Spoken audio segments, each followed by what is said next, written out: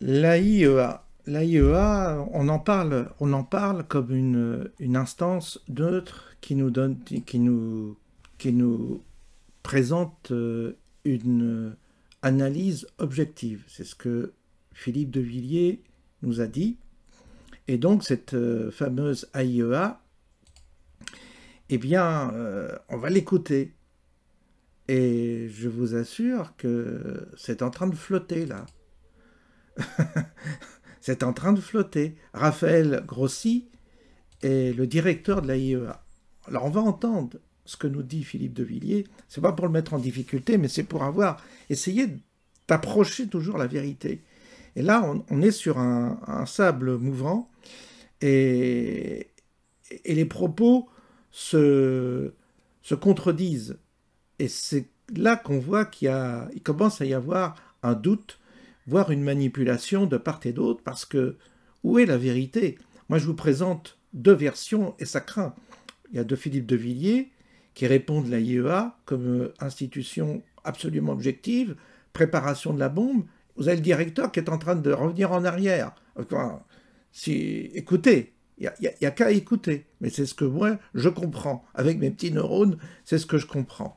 Donc ça me paraît quand même important de souligner cette affaire-là. Donc on va écouter déjà Philippe de Villiers à propos de sa position par rapport à Israël, qui évidemment est intervenu en Iran.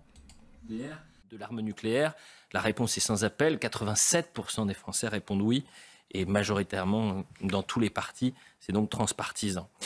Vous nous avez dit vendredi que vous souteniez l'attaque préventive de l'État d'Israël, ciblée sur les sites nucléaires de l'Iran. Est-ce que 8 jours après le début de l'opération, vous êtes toujours sur cette position, Philippe de Villiers? Alors, oui, mais je voudrais, pour les téléspectateurs qui n'ont pas encore défini leur position, poser deux questions simples. Foch disait toujours à ses généraux, quel est l'ordre du jour? Donc là, quel est l'ordre du jour? Il y a deux questions qu'il faut se poser. La première question, c'est la suivante. A-t-on des preuves que la République islamique est en train de confectionner une bombe atomique? Pour parler en termes simples. La réponse est oui. Et ce n'est pas une réponse de journaliste ou d'homme politique, c'est la réponse de l'Agence internationale de l'énergie atomique, c'est-à-dire une instance, une institution indépendante qui dépend des Nations Unies et dont la neutralité est reconnue de part et d'autre. Cette agence publie des documents, des études, et selon ces dernières études, il y a simplement une question de délai. On est dans le processus de fabrication, les centrifugeuses, etc. Tout le monde en parle, mais on ne sait pas encore si on est à 8 jours, si on est à 3 heures, si on est à 3 mois. C'est la seule incertitude. Mais aujourd'hui, la République islamique d'Iran, les mollahs, sont en train de se doter d'un arsenal nucléaire, militaire. Et là, vous allez écouter Raphaël Grossi, directeur de l'AIEA, que vient de citer Philippe de Villiers, ne dit pas la même chose.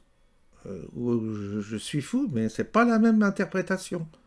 Et j'ai l'impression qu'ils sont en train de paniquer, justement. Je vous laisse écouter. Vous ferez votre opinion vous-même. Hein. Je tiens à assurer la communauté internationale de l'appui constant de l'AIEA en ces heures graves. Une solution diplomatique est à portée de main, pour autant que la volonté politique soit là. Des éléments d'un accord ont déjà été débattus. L'AIEA peut garantir, au travers de ce système d'inspection, que les armes nucléaires ne seront pas mises au point en Iran. Elle peut jeter les bases d'un accord au long terme, ramenant la paix et évitant une crise nucléaire au Moyen-Orient. Ne laissons pas passer cette occasion. L'alternative serait un conflit prolongé, une menace qui planerait, menace de prolifération nucléaire, qui, partant du Moyen-Orient, saperait le TNP et le régime de non-prolifération dans son ensemble. Je vous remercie.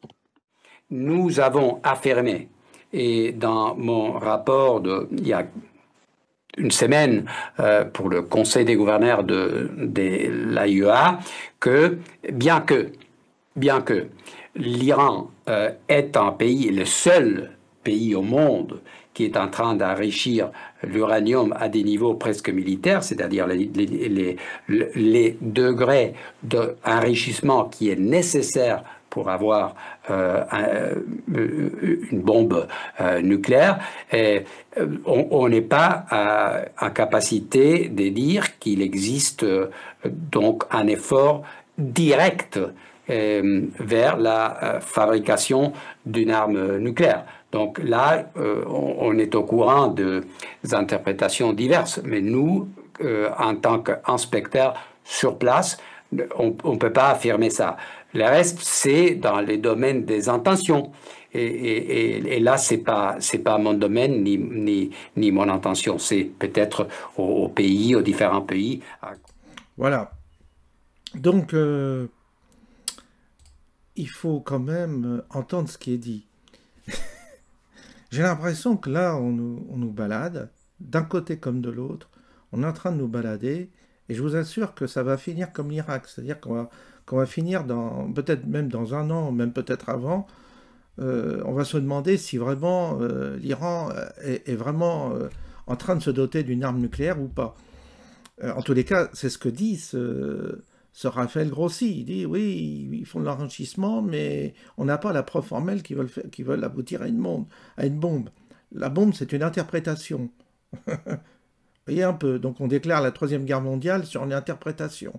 On n'a pas d'éléments factuels, apparemment, pour prouver que l'Iran est à une semaine de fabriquer la bombe atomique. C'est ce que moi je retiens de ce que je vois, c'est tout. C'est pas mon interprétation. J'écoute, j'ai des oreilles pour écouter. Et là, on est en train d'assister à un volte-face de l'AIEA et qui est évident. Ils sont en train de paniquer parce qu'ils se disent qu'ils sont en train de récupérer des informations qu'on a divulguées qui ne sont pas exactement celles qu'on a divulguées. Il y a une mauvaise interprétation de nos informations. C'est ce que dit en quelque sorte le directeur général de l'AIEA. Vous voyez un peu. Donc c'est quand même intéressant quand même de se pencher un peu là-dessus, tout au moins avant de se fixer, de se battre sur des opinions, parce qu'il faut quand même qu'on connaisse la vérité à propos de ce sujet, qu'on entende les intervenants. Et qu'on ne spécule pas sur des propos qui ne tiennent pas.